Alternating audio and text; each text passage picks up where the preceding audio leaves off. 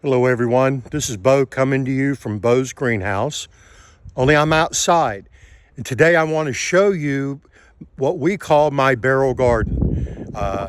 My dad and I started this years ago by building these 3-foot platforms. We took 55-gallon blue drums, plastic, cut them in half, set them on there, and then filled them with dirt. And that way we grow plants and we don't have to worry about bending over and things. It's pretty cool.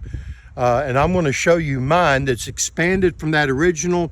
When my dad was alive, 5 rows of 2 for a total of 40 barrels, half barrels.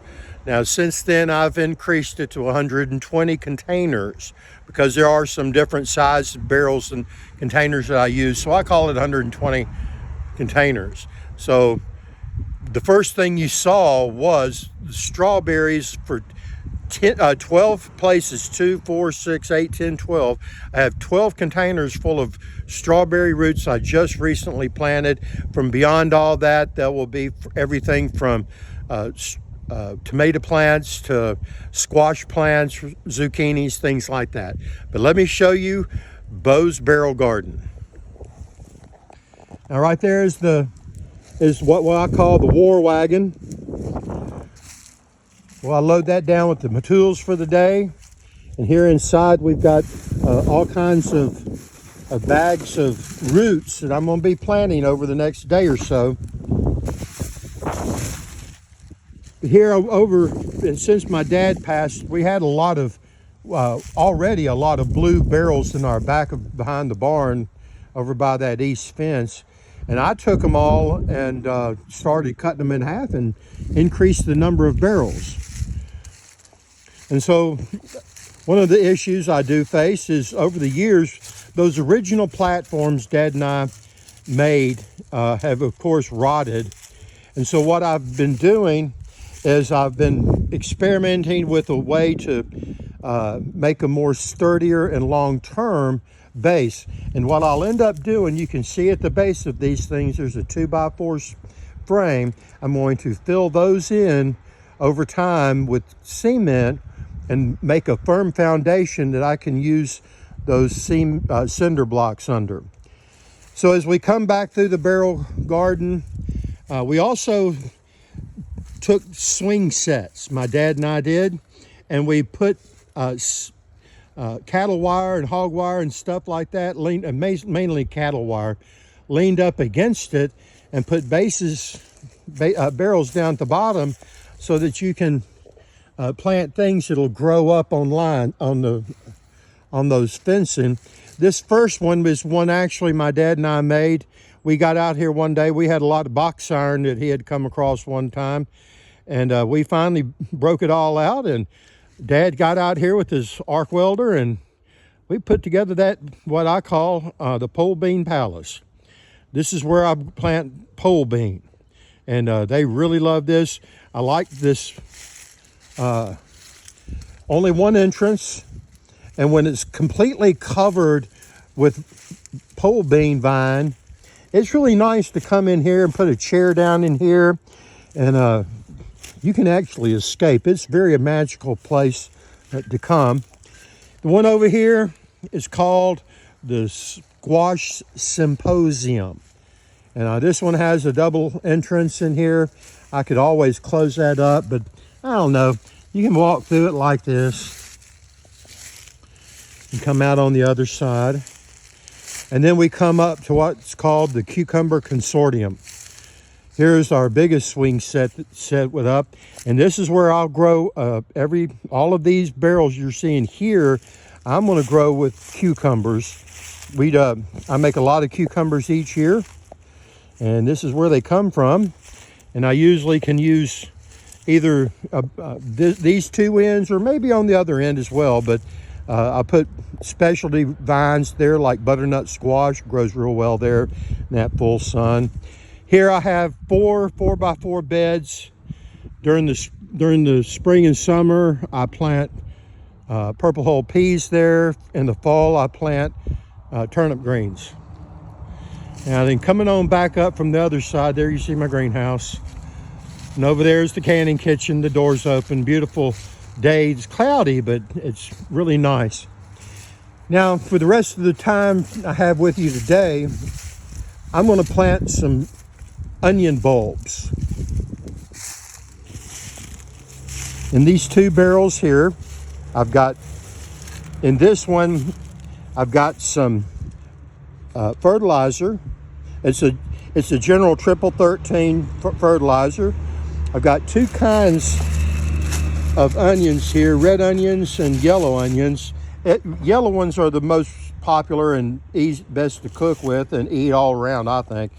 Of course, I've got this is my favorite scratching tool. Boy, it's heavy duty and durable. And then this is my magic wand of feeding to use here, like that, which we take and sprinkle it. Only 2 of them. I don't go any more than this. Then I take my scratching tool here and just kind of work it in there. Over time, that fertilizer will do just fine. My dad swore up and down by that triple 13 is what he called it. And so you get it level as you can. You want it level with the pouring level surface. You don't want the water to run off to one side. And this morning we're going to plant some yellow onions. All right, I'm back. Have a nice long pause there. Now then, I bought these sacks of onions at a popular market, department store kind of place. And it's very simple how you plant these things. Now then, but the question is going to be, how many are you going to put in here? So I like to lay them out and see what I think about. They need plenty of room. Now think about how big them onions are that you buy in the grocery store. Now these aren't going to be quite so big, and in fact you're going to find out that it's going to be various sizes of onions you're going to harvest. And you know what? You're going to like that, because sometimes I want to cook, but I don't need a whole lot of onions. A little bitty one would be great, but it's hard to just find a little bitty onion that you need occasionally. So growing your own is quite the viable solution to that. Now, as you can see, I'm already reached a point where I think I'm crowding it. So I'm going to remove those extra ones. Now I'm going to think about, how big we're talking about. We're talking about a big circle around each of these. So you don't want to crowd them at all. So I think this kind of pattern right here is going to be fine. Now the thing about container gardening is you got to feed it regularly. You really do. These plants need that nutrients, and so you want to do that. Now you don't just plant these things, shove them in the dirt. You look at it very closely. You see the bottom of it and the top, and you make sure your orientation is correctly, and just gently put it in there, cover it up. I mean, and my back is not having to bend over to the ground all the time. And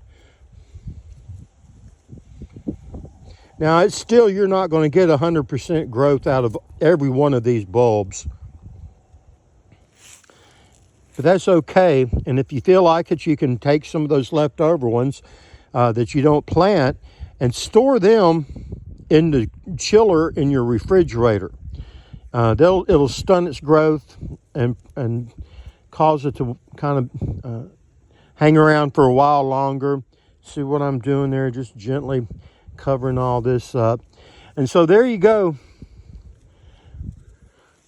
Now all I got left to do is water this stuff, and then on a regular basis, as I grow things in these barrels, it's very heavy on the watering. I do it during the heat of the summer 3 times a week, sometimes 4. And But I tell you, I get enough food out of this to can anywhere upwards of 30 to 40 pints of purple hull peas, the same amount in pole beans, another 15 to 20 or more jars of pickles. I get, and the peppers, I'll fill up a lot of the freezer with various kinds of pepper diced up, like bell pepper chopped up, diced up, made into strips for cooking purposes. And then I make a lot of other things like various kinds of jalapeno relish, and I'm really fond of those. So anyway, it's great to see y'all. I'm going to sign off now from Bo's Greenhouse. Sayonara.